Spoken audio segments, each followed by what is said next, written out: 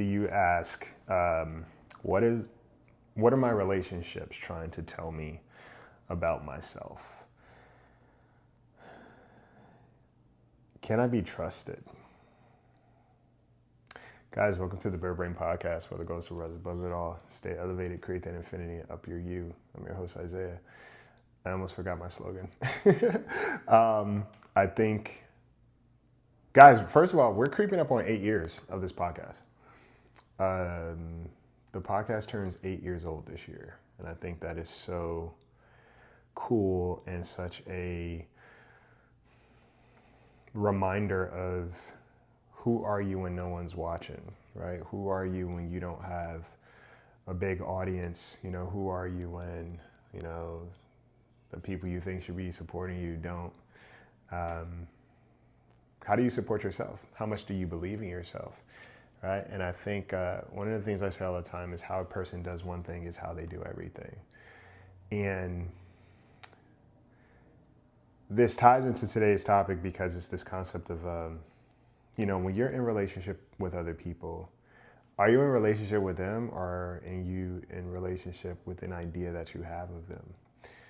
Right? I did a master class that you can actually check out on stop expecting you from people. And this was something that my mom actually said to me years ago.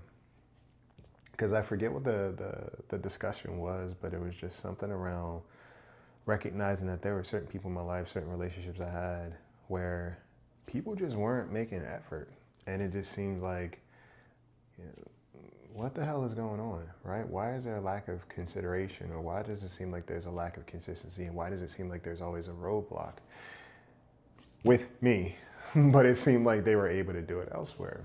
And it's very easy to go into this idea of like, well, there's something that you're doing wrong, right? There's something inherently or, you know, fundamentally wrong with you, which is why they're not showing up there.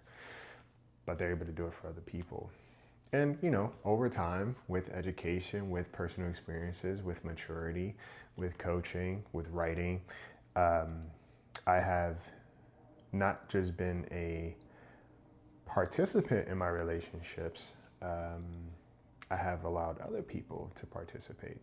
And now I have taken a different vantage point where I now understand that people are people outside of our influence, right? Which means that people are always going to do what they see fit for them. Everybody you meet has a different value system. You too. Right? I think a lot of times when we are disappointed by people, we automatically almost villainize or demonize these people, overlooking that, did you step into this relationship with the expectation to be in relationship with yourself, right? Where it's like you want what you would give and you want to be the recipient of the effort that you make. Now, every relationship requires being nurtured. I don't believe in negligence as a indicator of love. And, you know, there's so much commentary on what should be appropriate, what should be allowed, what should be the definer of healthy, solid relationships or bonds, you know, of course, friendship being a big one. And a lot of it just sounds like negligence. A lot of it is negligence. And a lot of it seems like people who are not willing to actually participate in the relationships that they glean, right? That they glean from. And that's different, right? And then there's the other side of that where people step into relationships with these emotional contracts of, I did this, so you should do this, without ever communicating what their actual need is or what their actual want is or what their transgression is. And they start to get frustrated and they start to get resentful, right? But the thing is they're not doing anything about it. You keep giving, you keep getting upset because the person's not returning on investment, and you go out into the world and you kind of, you unload on other people or other relationships, and there's never anything that changes. And I think that's the issue, right? Like I said, my mom said to me, stop expecting you from people. And when she said that to me, it really changed things for me, because now I got it, understood, right? Now, it doesn't mean I stop having expectations of people I'm in relationship with. And I think that's a very interesting commentary that we have too, where it's like, you should have no expectations of people. And I call BS. If we're doing life together, if you are occupying space in my life, if you have the ability to impact and influence my nervous system, if you have agency to now influence my worldview, my value system, right? How I move through life, how I potentially may treat other people, how I see myself, then yes, I most certainly have expectations, right? It's the same way when we apply for a job or when we go to work every day. We expect to be paid. And also, before we apply for that job, we're looking for certain things that we expect to have in a good working environment. So why would we not apply those principles, especially to people we are doing life with? One of the things we overlook is the fact that we affect each other on a very biological, chemical level, right? Mental and emotional level. We play like we don't have impact on each other in terms of how we move and how we behave. And I think sometimes that is to rid ourselves of responsibility for how we take care of people or how we don't. But when you stop expecting you from people, a couple of things happen. First of all, you take more responsibility of who you were showing up for and why you were doing the things that you do. Because if some people were being a little bit more honest about how they love in life, it's you are loving people so they can love you in return, versus like, hey, I just want to make sure you're sweet. I just want to make sure you're good. And I will ask for what I need versus requiring you to figure it out. Oh, this person should just know. And there's a caveat to that, right? There's nuance in that, because I think when you are in relationship with other people, again, friendship included, and especially, how are you not aware of your people, right?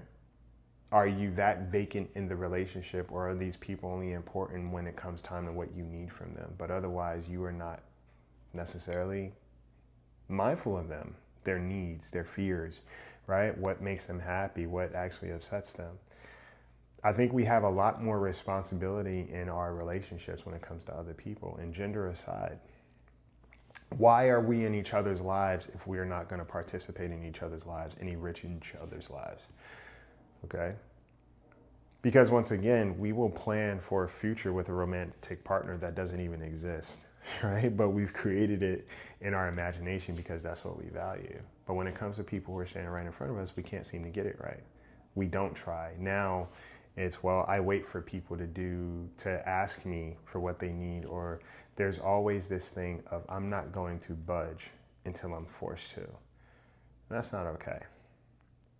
But again, if you are walking into a relationship and always expecting to be in relationship with you as a person, then that means you are not allowing the other person to participate. So what's the point, right? What is the point? When you stop expecting you from people, you get to see what you expect out of relationships, but also you get to see what you're willing to endure, and for what.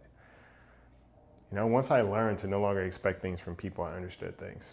Well, no longer expect myself from people. I do have expectations, but also there's a separation between expectations and standards. And I talk about this a lot. You know, expectations, it's what you almost demand from other people. Standards is saying, hey, this is the requirement. This is the cost of entry.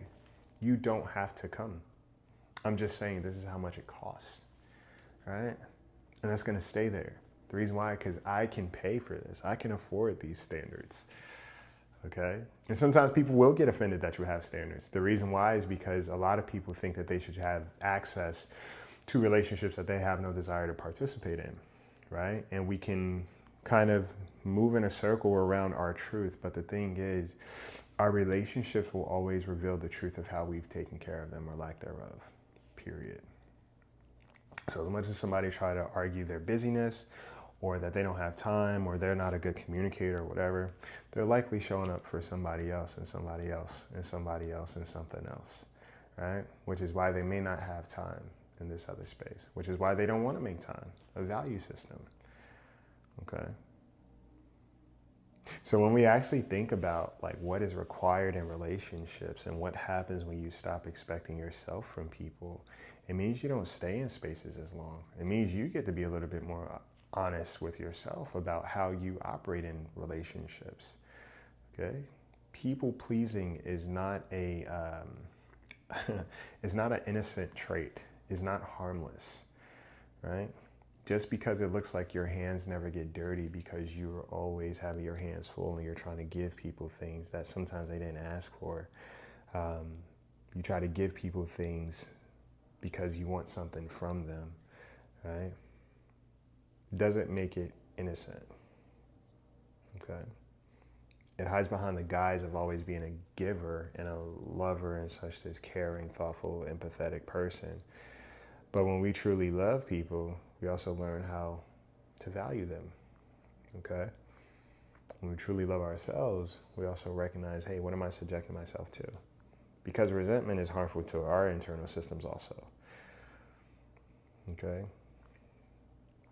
But I think one of the best things you can do is stop expecting you from people, because you stop requiring yourself to stay. Right? You stop requiring yourself to stay in spaces. If you're willing to pursue relationships in a healthy way, it changes the game. But also, again, you have to be honest with what kind of relationships you cultivate with other people and what are you actually expecting from them. Because yeah, if you're doing life with people, definitely have expectations. These people will impact how you move through life, right? They will impact your overall health. You will impact somebody else's overall health. I think a lot of times people aren't being honest about how they move, right? And sometimes there is this idea of always being seen as good, right? The moral superiority. See, I'm not the bad person, or see, I never cut any friends off or whatever. See, I'm always willing to be friends with people, but sometimes that's not even the case, you know? Sometimes you want people to see us as good versus us doing the work of just being better. Because to actually be better will require you to be a lot more honest about how you move and your underlying frustrations or the emotional contracts you're silently building with people and they don't know. All right?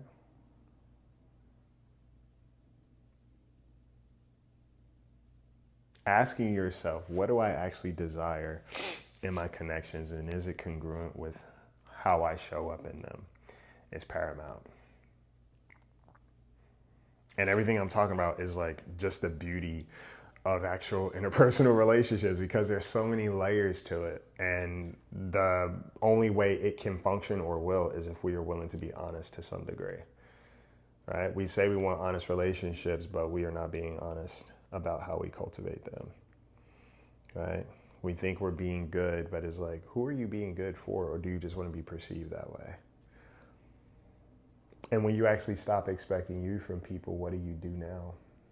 Do you actually communicate a transgression? Do you ask for clarity? Okay. And are you giving people what they actually need, right? Are you giving people what they ask for? Are you asking people what they need? Or are you forcing people to have certain things that they didn't ask for and then being upset when they don't appreciate or value it? Because if that's the case, then it was never for them. Right? And when I learned to stop expecting myself from other people, I also stopped requiring myself to show up in lopsided relationships, right? Because two things can exist at once. Somebody may function a little bit differently, but I still feel taken care of. And then there are people who just don't show up at all and expect me to function in dysfunction, and that's very different. But the more honest you become with yourself, the more you can understand, who am I doing life with? And what are they doing to my life in the process? And what am I doing to theirs? Okay? So stop expecting you from people doesn't mean you don't have expectations about who you're doing life with. It means you stop feeling a need to see past what somebody is showing you. It also means that you get to be a little bit more honest of how you show up. Take care of yourselves. Take care of each other. Take flight.